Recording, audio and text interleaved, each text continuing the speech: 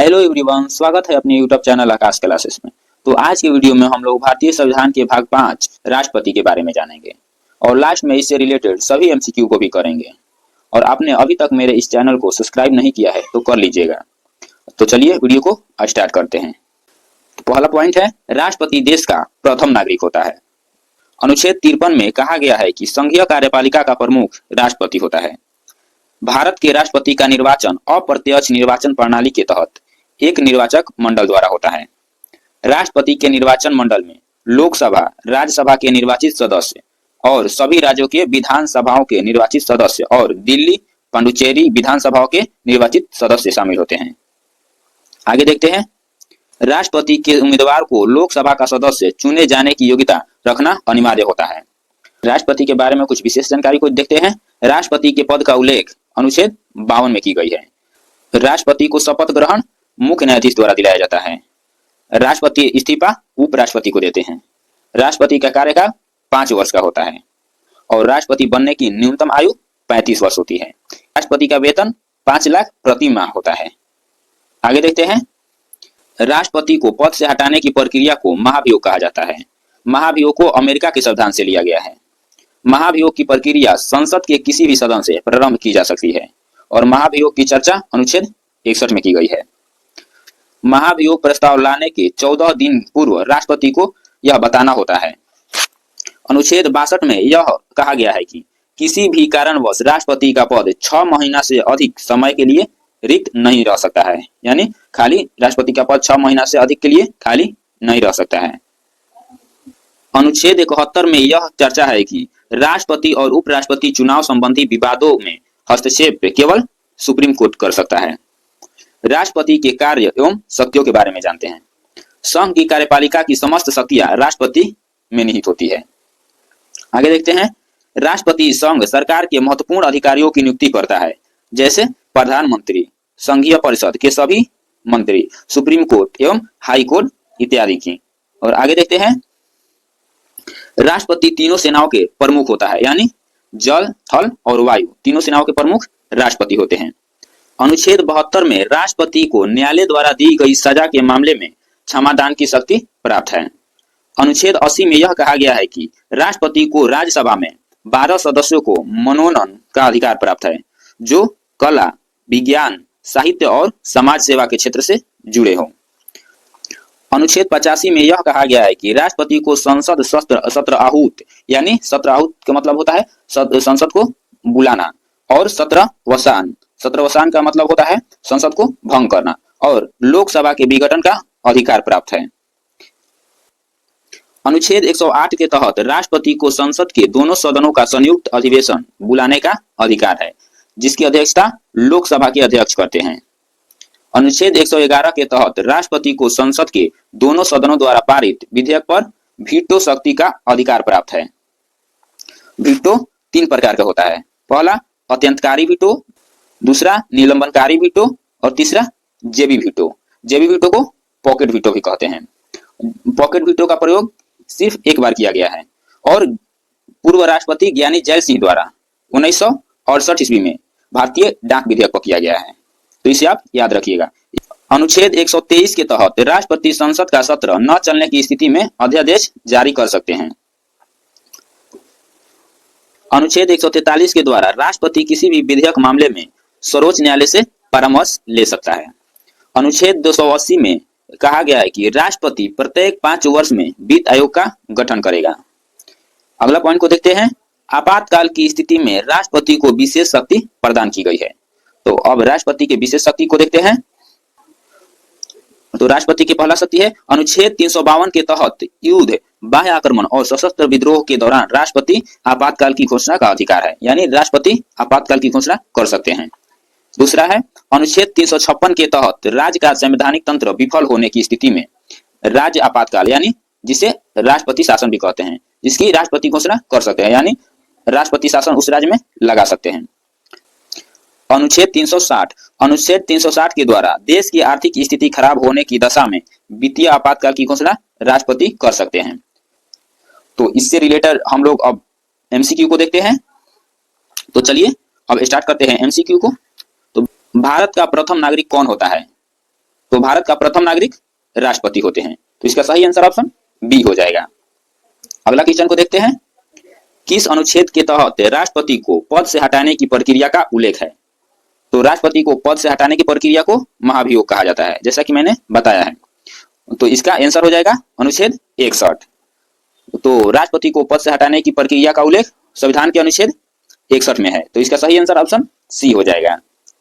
अगला क्वेश्चन को देखते हैं, राष्ट्रपति के निर्वाचन मंडल में कौन कौन शामिल होते हैं?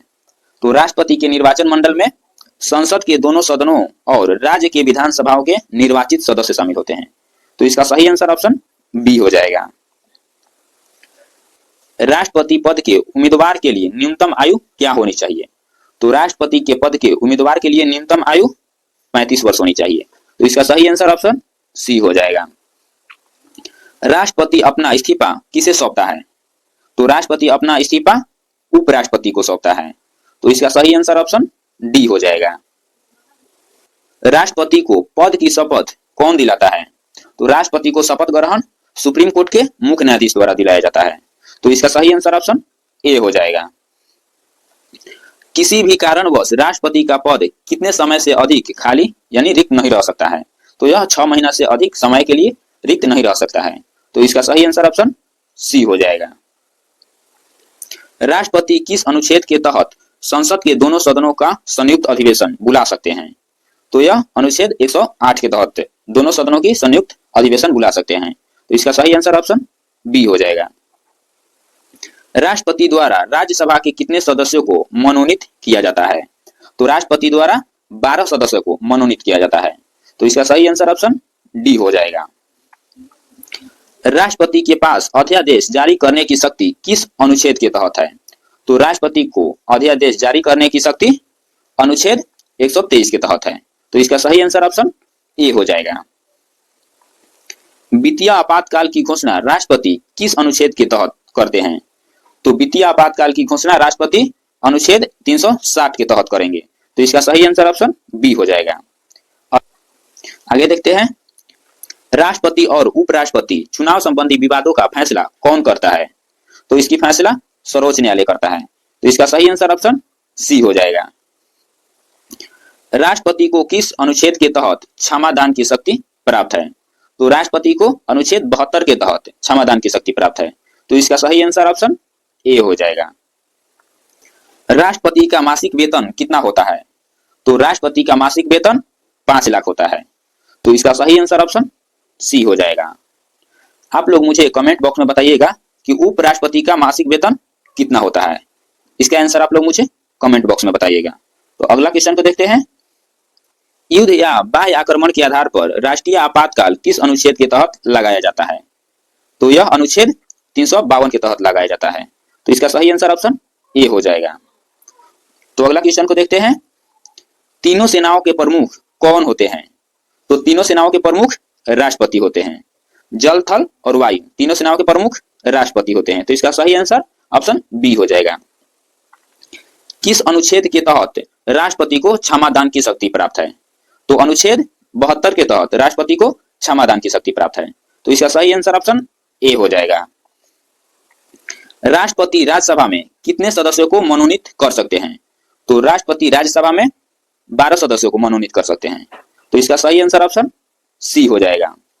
अगला क्वेश्चन को देखते हैं, संसद के संयुक्त अधिवेशन की अध्यक्षता कौन करते हैं? तो संसद के संयुक्त अधिवेशन की अध्यक्षता लोकसभा के अध्यक्ष करते हैं। तो इसका सही आंसर ऑप्शन डी हो जाएगा। वर्तमान में लोकसभा अध्यक्ष कौन है?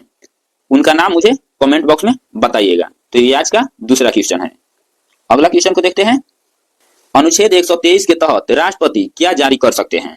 तो अनुच्छेद 123 के तहत राष्ट्रपति अध्यादेश जारी कर सकते हैं। तो इसका सही आंसर ऑप्शन बी हो जाएगा। राष्ट्रपति किस अनुच्छेद के तहत सर्वोच्च न्यायालय से परामर्श ले सकते हैं? तो राष्ट्रपति अनुच्छेद 143 के तहत सर्वोच्च न्यायालय से परामर्श ले सकते हैं। अगला क्वेश्चन को देखते हैं, वित्त आयोग का गठन कितने वर्षों के अंतराल पर किया जाता है? तो वित्त आयोग का गठन 5 वर्षों के अंतराल पर किया जाता है। तो इसका सही आंसर ऑप्शन बी हो जाएगा। सशस्त्र विद्रोह के आधार पर राष्ट्रपति आपातकाल किस अनुच्छेद के तहत लगा सकते हैं? तो सशस्त्र विद्रोह के आधार पर राष्ट्रपति आपातकाल अनुच्छेद 352 के तहत लगा सकते हैं। तो इसका सही आंसर ऑप्शन ए हो जाएगा। राज्य में संवैधानिक तंत्र विफल होने पर राष्ट्रपति शासन किस अनुच्छेद के तहत लगाया जा सकता है? तो यह अनुच्छेद 356 के तहत लगाया जा सकता है। तो इसका सही आंसर ऑप्शन सी हो जाएगा। वित्तीय आपातकाल की घोषणा किस अनुच्छेद के तहत की जाती है? तो वित्तीय आपातकाल की घोषणा अनुच्छेद 360 के तहत की जाती है। तो इसका सही आंसर ऑप्शन ए हो जाएगा 360। राष्ट्रपति को संसद सत्र आहूत और लोकसभा भंग करने की शक्ति किस अनुच्छेद में है? तो यह अनुच्छेद 85 में है। तो इसका सही आंसर ऑप्शन बी हो जाएगा। अगला क्वेश्चन को देखते हैं। पॉकेट वीटो, जिसे जेबी वीटो भी कहा जाता है, का अधिकार राष्ट्रपति को किस अनुच्छेद के तहत प्राप्त है? अनुच्छेद 123, अनुच्छेद 80, अनुच्छेद 111, अनुच्छेद 72। तो इसका आंसर आप मुझे कमेंट बॉक्स में बताइएगा। तो फिर मिलते हैं अगले वीडियो में कुछ ऐसे ही इंपॉर्टेंट टॉपिक के साथ। तब तक के लिए जय हिंद।